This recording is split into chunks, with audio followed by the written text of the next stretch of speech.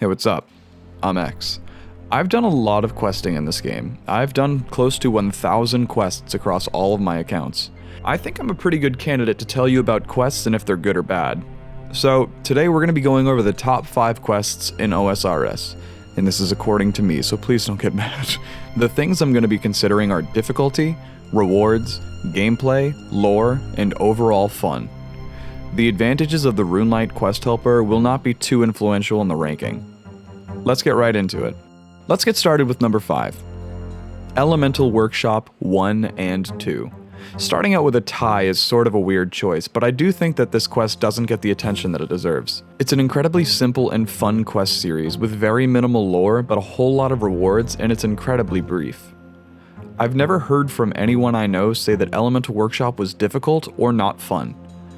Sure, the Elemental Workshop armor isn't particularly useful, but it's a neat little dungeon that takes up minimal space, but every single part of it matters.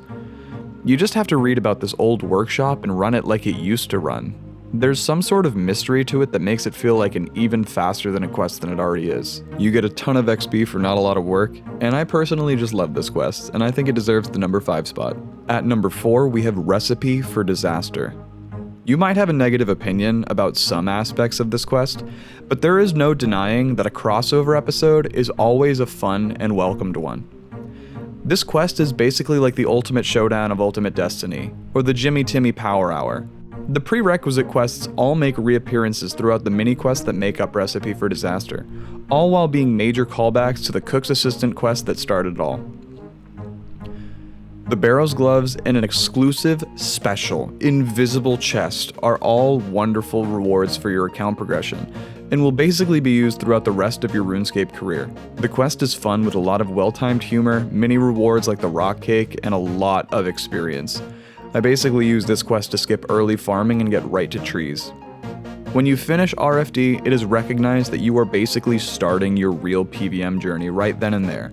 You can start going with the big boys to big boy content. For our 3rd spot, we have Dragon Slayer 2. What is there to say, honestly? Anybody who has done this quest knows that it is an absolute blast. The lore is understood from cutscenes alone, and you know exactly what's going on and who everybody is. You know why you're doing what you're doing, and the gameplay is so much fun.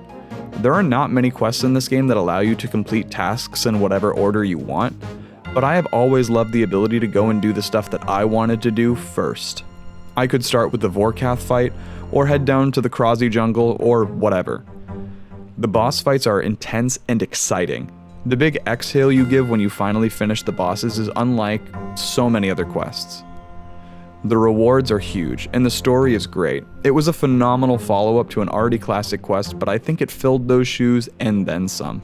On to the second best OSRS quest, in my opinion, Underground Pass. While the Underground Pass can be frustrating at times, failing obstacles and taking unnecessary damage, I have a strange attachment to it that I've had since I was a kid.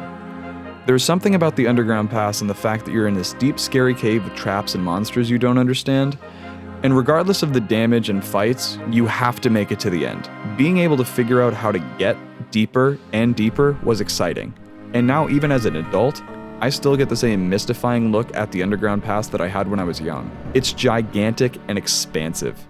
And while the rewards for the quest aren't phenomenal, it is a necessary precursor for so many other important quests. The Iban's staff is a very welcomed flex item for low-level players as well. There are very few quests that you can acknowledge that they are good despite some of the irritants in them, but for the childlike wonder that I get when I get to run through it, it deserves my number 2 spot. Here we are. We made it to the very end. You have done so well at predicting this list so far, but can you guess what my all-time favorite quest in RuneScape is? Is it a new one? An old one? Were the other 4 any indicators of what to go on? Did none of it matter? Who knows? Because my favorite all-time RuneScape quest is Sins of the Father. Sins of the Father is a quest that took me by surprise because I never expected it to be my favorite. You can probably tell by now that I really enjoy quests when you're able to see the whole story just through cutscenes or fights. I don't like it when the NPC gives me a book that I have to read in my inventory because I have ADHD and the whole thing will just not happen. The whole Myarchy questline is a wild story about a resistance group standing up to the vampires of Mauritania. And as of this moment, all of the tensions culminate in Sins of the Father. The puzzle on the mausoleum is incredibly fun even without the quest helper. The fights are challenging but not impossible. The end boss fight will have you down to your last shark or brew until you hit that last big hit that you need. The XP you get is huge, you get access to a gigantic hidden city of the vampires, and all the fun that goes with that. On top of all this, and if it wasn't enough, you get to interact with Venescula, who is by far the biggest baddie in all of old school RuneScape.